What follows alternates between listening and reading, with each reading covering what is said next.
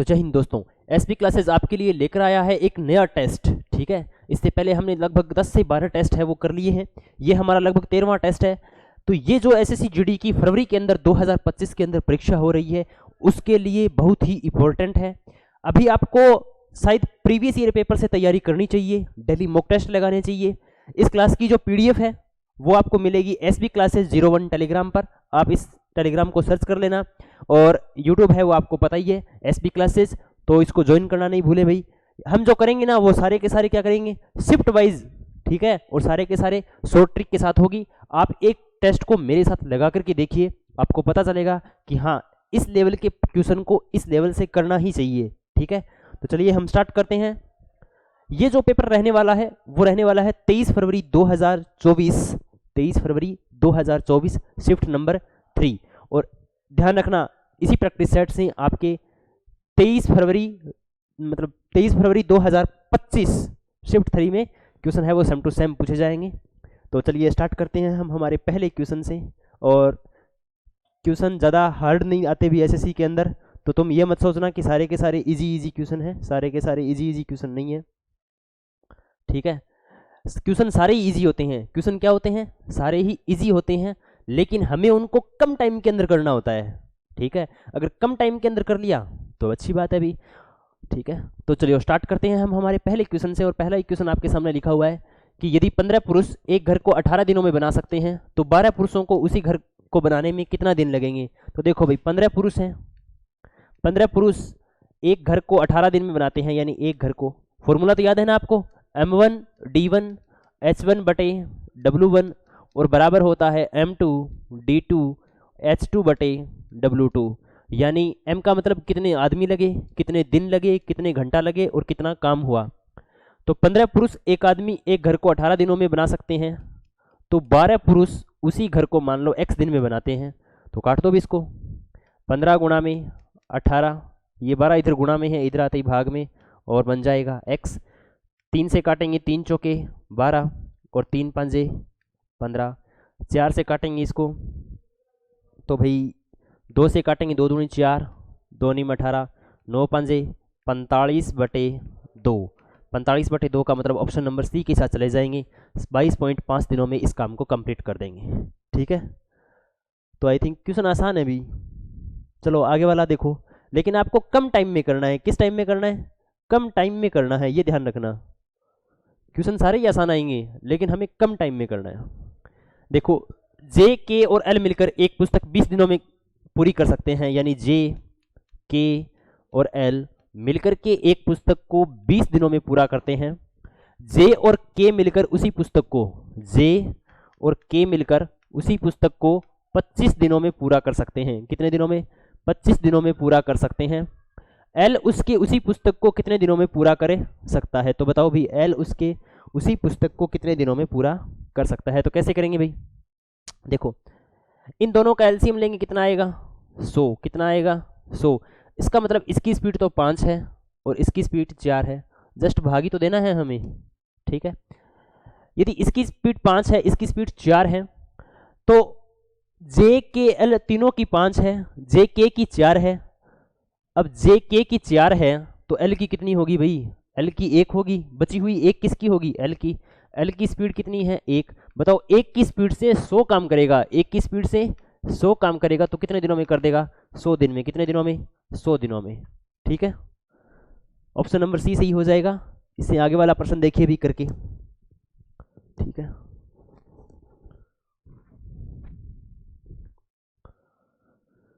अगर क्वेश्चन को साथ साथ में करते हो ना तो आपकी स्पीड भी बनेगी, एक्यूरेसी भी आएगी और सवालों को जल्द भी करोगे। ठीक है, देखो दो संख्याओं का महत्तम समापवर्तक 14 है और उनका लघुत्तम समापवर्तक 490 है। यदि एक संख्या 70 है तो आपको फॉर्मूला याद है भी, पहली संख्या गुणा में दूसरी संख्या बराबर एलसीएम गुणा में एचसीएफ। पहली संख्या गुणा में दूसरी संख्या बराबर एलसीएम गुणा में एचसीएफ।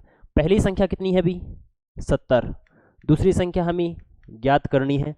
और क्या लिखा है अभी, एलसीएम कितना है, एलसीएम है 490 और एचसीएफ कितना है भी 14, एचसीएफ कितना है 14। तो काट लो भी इसको, दूसरी संख्या कैसी आएगी भाई 490 गुणा में 14 भाग में कितना 70, 0 से तो 0 कैंसिल, 7 एकम 7, 7 दूनी 14, 49 दूनी 98, तो दूसरी संख्या कौन सी आएगी 98, ऑप्शन नंबर डी। बताओ क्या सवाल था ये, ओरली भी कर सकते थे। 14 5 70, 5 निम 45 और ठीक है 5 8 40, 90 में से घटाएंगे तो 40 बचेंगे ना। तो ओरली भी कर सकते हैं, ऐसा कोई सिस्टम नहीं है कि यहाँ पर लिख कर के करना होगा, थोड़ी सी अगर स्पीड से करोगे तो हो जाएगा। जैसे ये वाला सवाल लिखा हुआ है, करो दिखाने। देखो सबसे पहले क्या सोल्व होगा, भाग, तो 58 माइनस 25 में 5 का भाग देंगे तो कितना आएगा 20, प्लस अब देखो 55 और 25 कितने हो गए भाई, 55 और 25 हो गए 7 8 80 हो गए, कितने हो गए 80। अब 80 में से कितने घटाने हैं, देखो 30 और 20 50, 50 में से 10 घटाएंगे 40, 40 और 30 70, ये लो कर लो भाई इसको। देखो 70 से तो 80 कटेंगे, कितने बचेंगे प्लस के 10, प्लस के 10 से माइनस के 20 जाएंगे तो माइनस के 10, 58 माइनस 10, 58 में से 10 घटाएंगे तो कितने होंगे भाई, 58 में से 10 घटाएंगे तो कितने होंगे भाई 68 होंगे, नहीं भाई प्लस का कहाँ से आ गया, अरे देखो यहाँ पर साइन किसका था, माइनस का था, किसका था माइनस का था। सावधानी हटी दुर्घटना घटी, सावधानी हटी दुर्घटना घटी। 25 में 5 का भाग देंगे तो कितना आएगा 5, कितना आएगा 5, प्लस अब यहाँ देखो 55 और 25 कितने हो गए 80, माइनस का निशान है यहाँ पर, 30 20 50, 50 में से 10 घटाएंगे 40, 40 और 30 70, तो ये कितने हो जाएंगे माइनस के 70। 58 में से 5 घटाए कितने बचेंगे भी 53, प्लस 80 में से 70 घटाएंगे कितने बचेंगे 10, 53 और 10 कितने हो गए 63, कितने हो गए 63, ऑप्शन नंबर बी। ठीक है, सवालों को थोड़ा सा सावधानी से भी करना है, क्या करना है सावधानी से भी करना है। ठीक है, आगे देखिए नेक्स्ट क्वेश्चन, 5वां क्वेश्चन लिखा हुआ है कि एक व्यक्ति ने साधारण ब्याज पर 3% की वार्षिक दर से कुछ धनराशि उधार दी और 25 वर्षों में प्राप्त ब्याज उधार दी गई राशि से 600 रुपये कम है, कितना कम है 600 रुपये कम है। मान लो कि पी राशि उधार दी गई थी, पी राशि उधार दी गई थी तो ब्याज कितना हो गया अभी, पी से कितना कम हो गया 600 कम हो गया, यानी पी माइनस 600, पी माइनस 600। ठीक है, अब देखो हमारे पास ब्याज है P minus 600, P principal, rate कितनी है भाई 3%, टाइम कितना है 25 वर्ष, और डिवाइड किससे करना है 100 से। अब 25 दिया, 25 से कम 25, 25 चौके 100, यानी इधर कितना आ गया p बटे 4 और इधर कितना है p माइनस 600। इस 4 को मल्टीप्लाई कराओ इधर तो ये बन जाएगा 4p, 6 को कराएंगे 4 से, 6 चौके 2400 और बराबर कितना p, 4p में से p इधर जाएगा तो कितना बचेगा 3p, कितना बचेगा 3p, और इधर कितना आ जाएगा 2400, p का मान कितना होगा 2400 बटे 3 और p का मान कितना होगा 800 रुपये, कितना होगा 800, p का मान कितना होगा अभी 800। तो उधार दी गई राशि कितनी थी 800, कितनी थी 800। सही है क्या भाई, देखो 2400 पर 25% का ब्याज 75%, 2400 का 75% 800 रुपये ही होगा, कितना होगा 800 रुपये होगा। चलो इस सवाल को ऑप्शन से भी कर सकते थे, ऐसा नहीं है कि ऑप्शन से नहीं कर सकते। ठीक है, 25 या 75 आ रहा है, मतलब जो ब्याज की राशि है वो 75% है, तो 75% देख लो भाई। ठीक है, आगे देखो नेक्स्ट, जैसे ये वाला सवाल लिखा हुआ है कि 96 गुणा में 2 भाग में 88 माइनस 24 प्लस 43 गुणा में 3, तो कैसे करेंगे इसको। देखो 96 गुणा में 2 भाग में 88 में से 24 घटाएंगे तो कितने बचेंगे भी 64, प्लस 43 को 3 से मल्टीप्लाई कराएंगे तो 129, काट दो भी इसको, 2 से काटेंगे तो कितना आएगा 32, 32 से काटेंगे तो 32 दिया 96, यानी 3 प्लस में 129, 3 प्लस में 129, 129 और 3 कितने हो जाएंगे 131, कितने हो जाएंगे 132 हो जाएंगे, कितने हो जाएंगे 132, ऑप्शन नंबर ए। ठीक है, बिल्कुल ठीक है, आगे वाला देखो भाई, ये वाला प्रश्न बढ़िया है कि 5 विषयों में से राकेश के पहले 3 विषय, तो हमने 5 विषय जो माने हैं ना वो क्या मान लो, A plus B plus C plus D plus E, ये है 5 विषय। इसमें से क्या बोल रहा है भाई कि पहले 3 विषयों में औसत अंक यानी ए प्लस बी प्लस सी कितने हैं, 80 थे। औसत अंक ऐसे ही तो होता है औसत, इसको मल्टीप्लाई करा देंगे 3 से तो कितना बन जाएगा 240, यानी औसत अंक है वो कितने हो गए 240, कितने हो गए 240, सी बी और ये तुम्हारा ए प्लस बी प्लस सी 80 गुणा में 3 यानी 240। और अंतिम 3 विषय कौन से हैं भी, ये वाले सी प्लस डी प्लस ई, सी प्लस डी प्लस ई, सी प्लस डी के औसत अंक कितने हैं 92 और गुणा में 3, 3 दूनी 6, 9 तिया 27, कितने 276। यदि उसके तीसरे विषय में अंक 51 थे यानी सी की वैल्यू हमें कितनी दी गई है 51, सी की वैल्यू कितनी दी गई है 51, तो सभी 5 विषयों में उसके औसत अंक है वो ज्ञात कीजिए।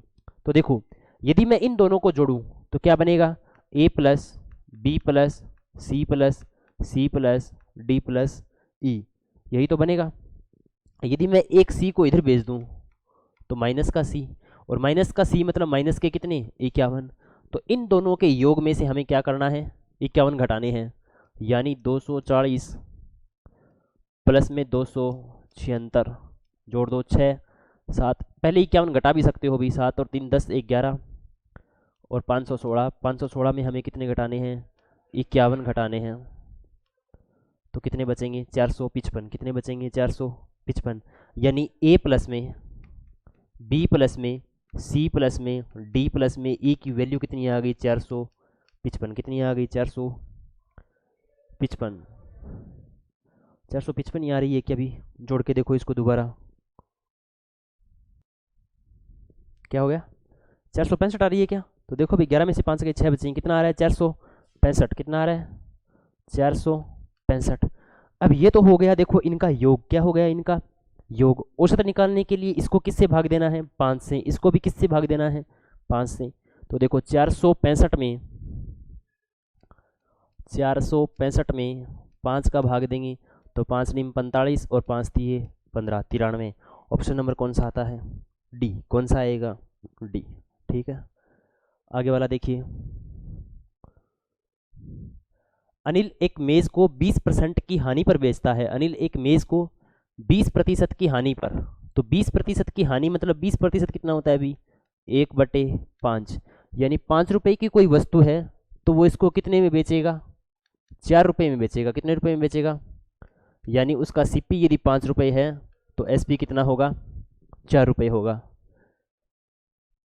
आगे बोल रहा है कि यदि वह इसे 160 रुपये में अधिक बेचता, पहले 4 रुपये में बेच रहा था, अब यदि इसको 160 रुपये में अधिक बेचे तो उसे 20% का लाभ होता है, 20% का लाभ होता है, इसका मतलब 5 रुपये की कोई वस्तु थी तो उसको कितने में बेचे 6 रुपये में, इसका मतलब क्या हुआ पहले 4 रुपये की बेच रहा था अब 6 रुपये की बेच रहा है, तो कितने रुपए का प्रॉफिट हो रहा है अभी यहाँ देख के बताओ, कितने रुपए का प्रॉफिट हो रहा है 2 यूनिट का, कितने यूनिट का 2 यूनिट का, लेकिन पर्सन के अकॉर्डिंग कितने का 160 रुपये का, कितने का 160 का।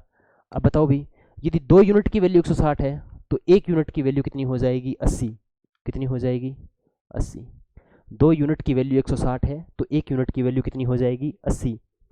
अब बोल रहा है कि यदि उसे 25% का लाभ कमाना है, लाभ किस पर कमाना है इस पर, तो इसकी रियल वैल्यू कितनी है भी 80 है तो इसकी रियल वैल्यू कितनी है, 1 यूनिट की वैल्यू 80 है तो इसकी रियल वैल्यू कितनी है 8 5 40, 400 रुपये, कितनी है 400 रुपये, रियल वैल्यू यहाँ पर भी 400 और यहाँ पर भी 400, तो रियल में जो सीपी है ना, रियल में जो सीपी है वो कितना है 400 रुपये, और इस पर इसे कितने परसेंट का लाभ कमाना है 25% का। अब देखो 25% कितना होता है 1/4, यानी 4 रुपये की वस्तु है तो उसको कितने में बेचे 5 रुपये में, तब उसे कहीं जाकर के 25% का लाभ होगा, लेकिन वस्तु कितने रुपए की है 400 की, यानी इसका कितना गुना 100 गुना, तो ये भी कितना गुना हो जाएगा 100 गुना, यानी कितना 500 रुपये। और वैसे यहाँ पर भी देखने के बाद पता चल रहा है अभी कि 400 का 25% कितना होता है 100, तो 100 रुपये अधिक में बेचेगा, यानी कितने रुपए में 500 रुपये में बेचेगा। ठीक है, तो ये बढ़िया लेवल का प्रश्न था और इसको मतलब बहुत ही स्मूथली तरीके से किया है हमने। ठीक है, चलो भाई इससे आगे वाला प्रश्न देखो। देखो सारे के सारे प्रश्न है ना इंपॉर्टेंट है और पी वाई क्यू है। आपको इस लेवल से ज़्यादा हार्ड लेवल नहीं करना है। क्या आपको इस लेवल से ज़्यादा हार्ड लेवल नहीं करना है, क्योंकि सारे के सारे क्वेश्चन है वो पी वाई क्यू हैं, तो पी वाई क्यू आए हुए हैं, तो उनसे ज़्यादा हार्ड लेवल का आपके आएगा नहीं। अगर आप करते हो तो बहुत अच्छी बात है, अगर नहीं करते हो तो और भी अच्छी बात है, क्योंकि इससे ज़्यादा तगड़ा लेवल तो आना है नहीं। देखो रोहित समान दूरी की 4 यात्राएं करता है। समान दूरी मतलब डी, मान लो ये है डी, ये है डी, ये है डी, ये है डी, ये है डी। ठीक है, समान दूरी की 4 यात्राएं ऐसी होगी भी, यदि ये क्या है डी डी डी डी यात्राएं करता है, उसकी पहली यात्रा की गति 40 किलोमीटर प्रति घंटा थी, यानी पहली यानी स्पीड 1, पहली कौन सी स्पीड 1 कितनी थी 400, और प्रत्येक बाद की यात्रा में उसकी गति पिछली यात्रा की आधी थी, यानी S1 400 है तो आगे स्पीड आधी हो जाएगी 200, इससे आगे स्पीड आधी हो जाएगी 100, इससे बाद स्पीड आधी हो जाएगी कितनी 50। अब बोल रहा है इन यात्राओं में रोहित की औसत गति कितनी थी, तो औसत गति क्या होती है अभी बताओ। मैंने एक ट्राइंगल बताया था आपको डी टी एस, क्या D T S, distance time speed, हमें क्या निकालनी है स्पीड, स्पीड तो ये क्या होगा डिस्टेंस ओवर टाइम, यानी कुल दूरी बटे कुल समय, कुल दूरी बटे कुल समय। लेकिन देखो कुल दूरी तो है हमारे पास 1D 2D 3D 4D, 4D मान लेंगे, स्पीड है हमारे पास लेकिन टाइम नहीं है। क्या नहीं है टाइम नहीं है, तो टाइम कितना हो जाएगा अभी डिस्टेंस बटे में स्पीड, डिस्टेंस बटे में स्पीड यानी D बटे 400, T2 कितना हो जाएगा D बटे में 200, T3 कितना हो जाएगा भाई D बटे में 100, और इसी तरीके से D4 क्या हो जाएगा D बटे में 50। बताओ इतनी बातें पल्ले पड़ी कौन पड़ी, इतनी बातें समझ में आई या फिर नहीं आई। ठीक है, अब इन सभी का योग ही क्या है टोटल टाइम है, तो टोटल टाइम क्या हो जाएगा अभी इन सभी का योग। ठीक है, मैं योग इधर कर देता हूँ भी कि टोटल टाइम कितना हो जाएगा D बटे 400, D बटे 200 प्लस D बटे 100 और D बटे 50। इन सभी का एलसीएम कितना आ गया 400, ये 1D, ये 2D और ये 4D और ये 8D। इसका मतलब ये सारे कितने हो गए 8 और 2 10, 10 और 5 15, यानी 15D बटे 400, यानी जो टोटल टाइम लगा ना, टोटल टाइम, टाइम कितना लगा अभी 15D बटे 400। ठीक है, मैं इसको एक बार रिमूव कर देता हूँ भाई। अब देखो ये तो है टोटल टाइम, डिस्टेंस कितनी है हमारे पास 4D, हमें क्या निकालनी है स्पीड, तो स्पीड क्या होती है अभी स्पीड क्या होती है डिस्टेंस ओवर टाइम, डिस्टेंस कितनी है 15D बटे नहीं सॉरी 4D, डिस्टेंस कितनी है 4D, टाइम कितना है 15D बटे 400, 15D बटे में 400 है तो ऊपर जाएगा 400। अब काट दो भी इसको, किससे काटोगे किससे काटोगे इसको, 3 से कट रहा है क्या, देखो भाई 3 से कट रहा है या नहीं कट रहा।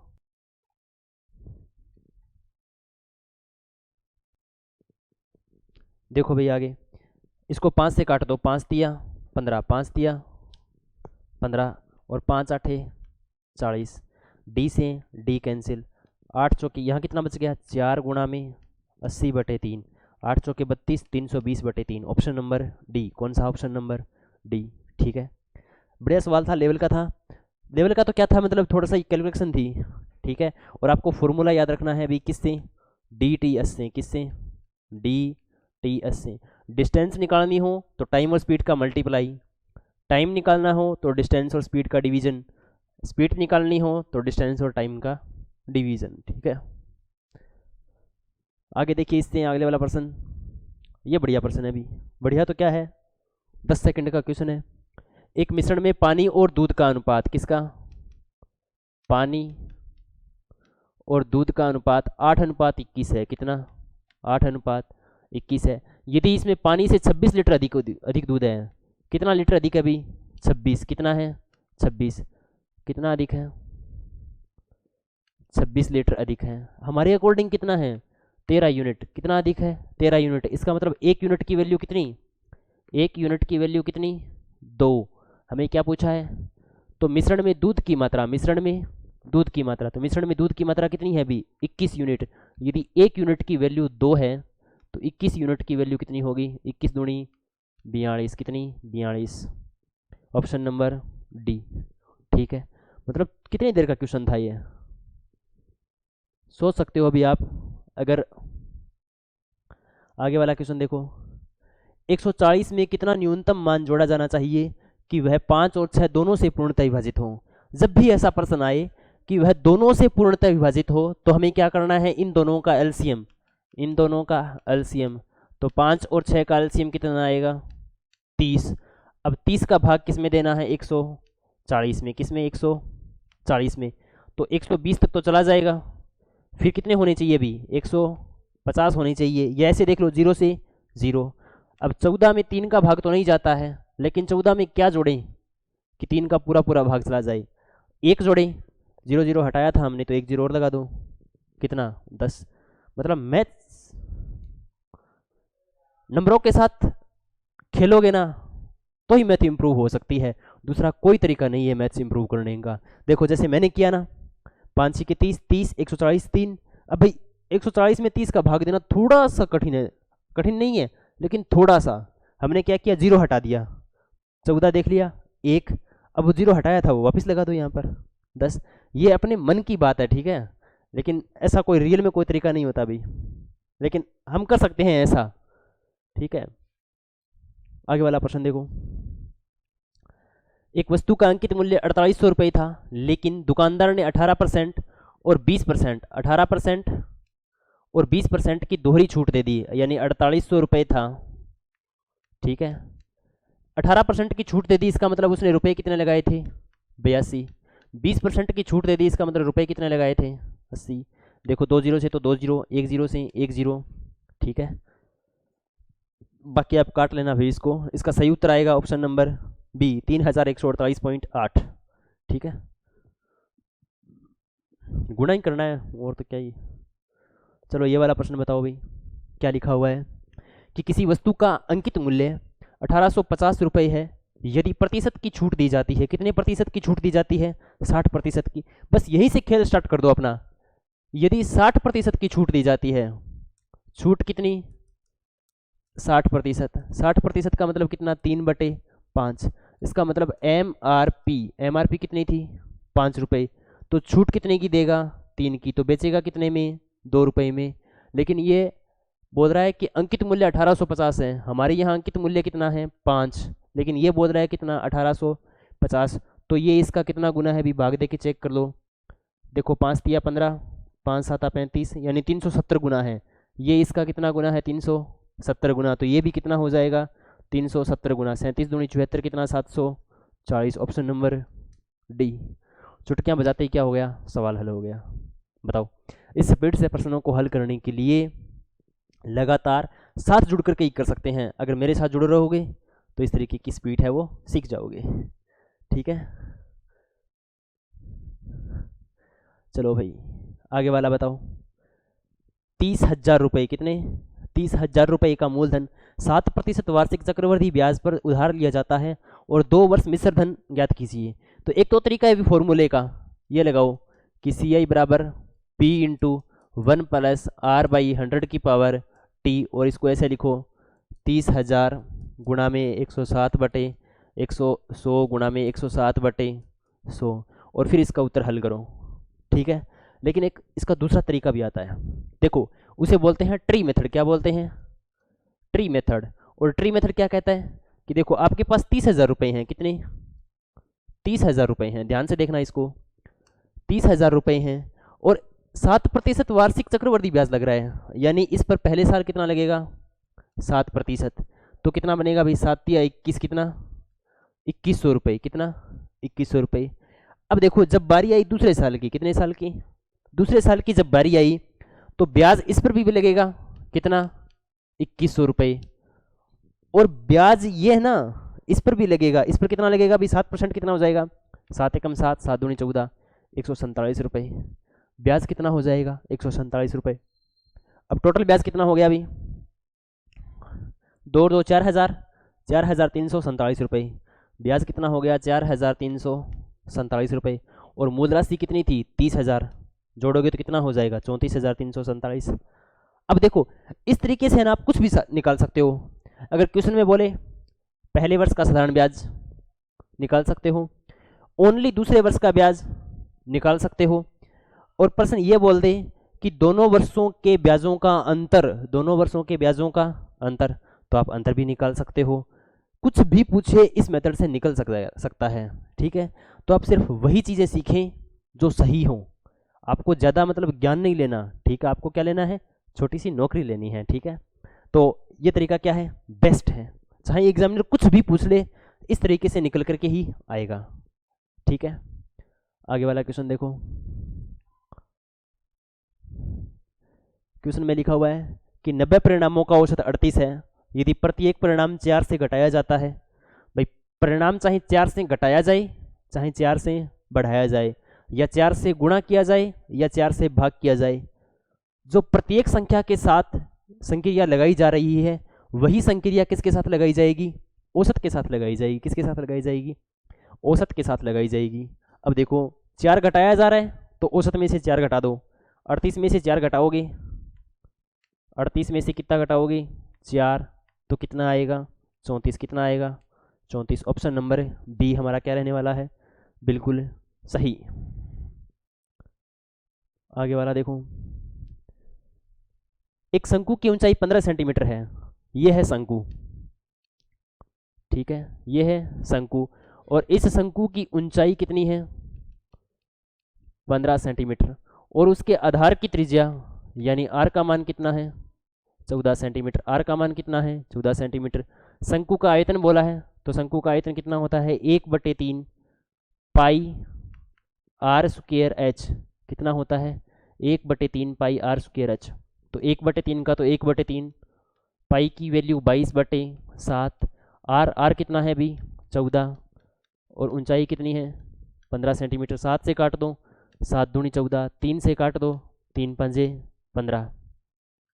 अब देखो ध्यान से, इसको करेंगे 22 गुणा में 2 गुणा में 14 गुणा में 5। एक तो तरीका है कि आप इनका गुणा लगातार करते जाओ, दूसरा तरीका ध्यान से सुनना, आपको गुणा नहीं करना पड़ेगा।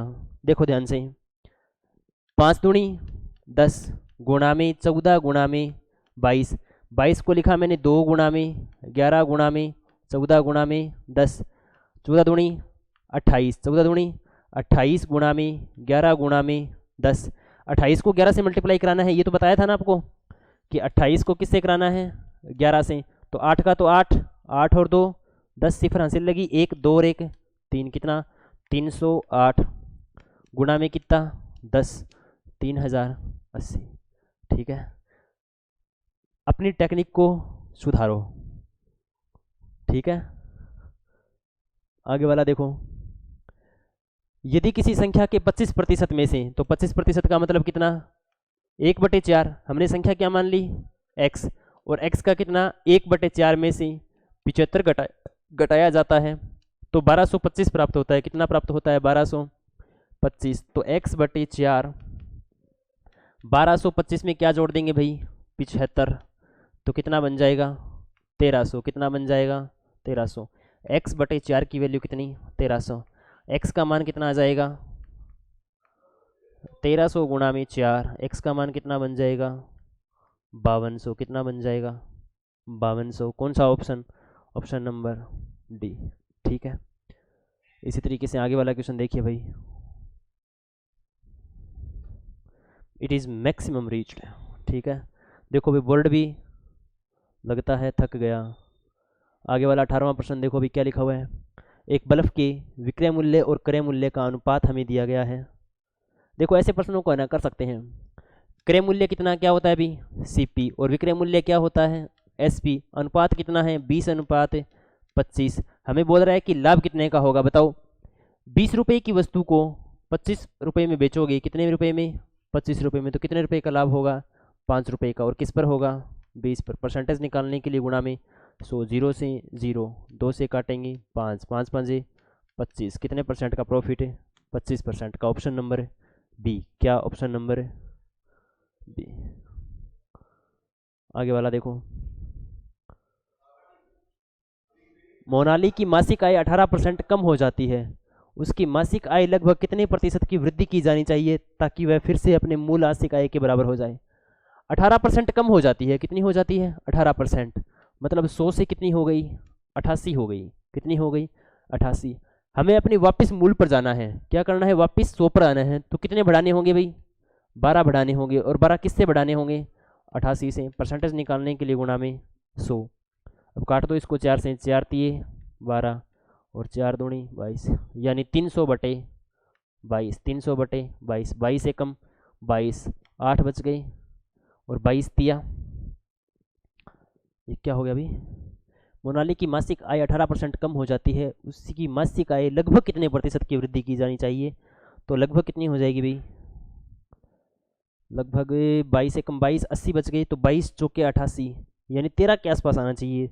13 के आसपास कोई है नहीं, तो ऑप्शन नंबर सी 15%। कितना? 15%। भाई 13 के आसपास कोई है ही नहीं, है कौन अकेला? 14। तो इसका कौन सा ऑप्शन सही होगा फिर? 15%। ठीक है।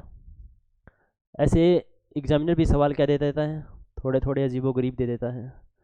देखो आगे, यदि P और Q, Q और R, तो हमें क्या पूछा है? देखो P और Q कितना है? 6:5।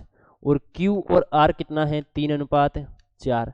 अनुपात निकालने से पहले Q को बराबर करो भी। यहाँ Q 5 है और यहाँ Q 3। तो इसको बराबर करने के लिए इसको किससे मल्टीप्लाई कराएंगे भाई? इसको 3 से, इसको भी 3 से, और इसको 5 से, इसको 5 से। तो ये कितने बन जाएंगे भी? ये बन जाएगा 15, ये बन जाएगा 15 और ये बन जाएगा 20।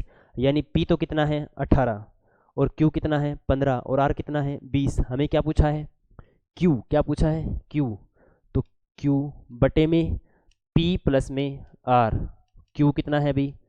15 और P प्लस R मतलब 18 और 20 38। 18 और 20 38, 15:38।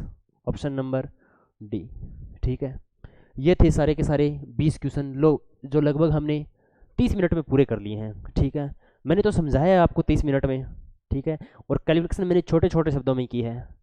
अगर फुल स्पीड से करें ना तो ये पूरा पेपर लगभग 6 मिनट का है। कितने मिनट का? 6 मिनट का। तो तुम देखो भाई, अगर लगातार आप मेरे साथ प्रैक्टिस करोगे ना तो एग्ज़ाम तक इंपॉर्टेंट क्वेश्चन भी हो जाएंगे तुम्हारे, और सवाल भी क्या होंगे? तरीके भी सुधर जाएंगे। ठीक है। तो आई थिंक आपको ऐसा करना चाहिए भी। ठीक है। तो ये थे 20 के 20 क्वेश्चन। किसी भी क्वेश्चन में कोई भी प्रकार का डाउट हो तो आप कमेंट बॉक्स में लिख सकते हैं। ठीक है। और ये डेली क्लासेस हैं, वो आपको 11:15 बजे मिलती है। और आप क्या कर सकते हैं अभी, इस क्लास की PDF कहाँ मिलेगी आपको? SB Classes 01, SB Classes 01 इस टेलीग्राम पर आपको PDF मिल जाएगी। और ये आपके लिए यूट्यूब का चैनल है। क्लासेज आपको डेली मिलती है, रेगुलर मिलती है, सोमवार से शनिवार। अब धीरे धीरे आगे रविवार को भी मिलेगी, डेली मिलना स्टार्ट हो जाएगी। ठीक है। क्योंकि आपका पेपर क्या है? नज़दीक है। इसी को देखते हुए और सारे के सारे क्वेश्चन हैं हम वो क्या कर रहे हैं? शिफ्ट वाइज कर रहे हैं।